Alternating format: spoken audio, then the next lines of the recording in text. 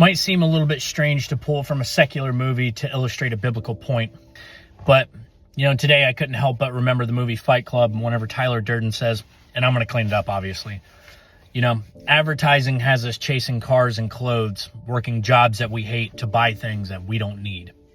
So it is so easy to get caught up in the day-to-day grind, in the day-to-day rat race, chasing the cars, chasing the clothes. What is that?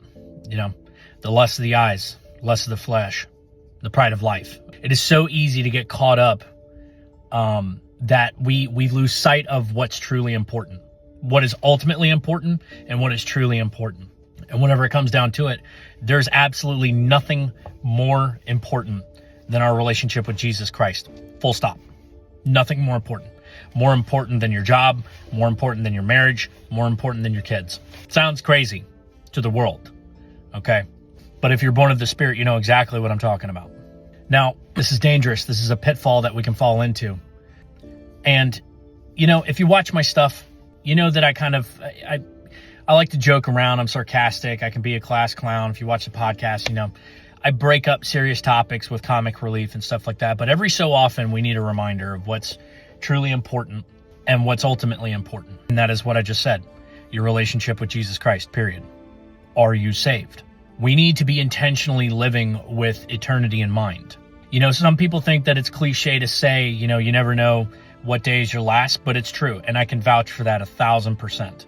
I have lived my entire life by the sword. And I can tell you, I have had the unfortunate privilege of being very well acquainted with death. And it shows no passion or prejudice. Does not care. Doesn't care who you are, how old you are, doesn't care.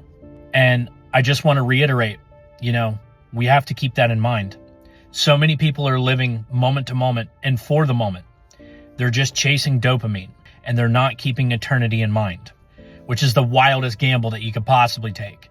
And there's no upsides to it. For the healthy mom that, got diagnosed with a terminal illness, told that she had weeks to live. Do you think that she had eternity in mind? Maybe. What about the 14-year-old that's just riding in the back seat while their mom's taking them to school?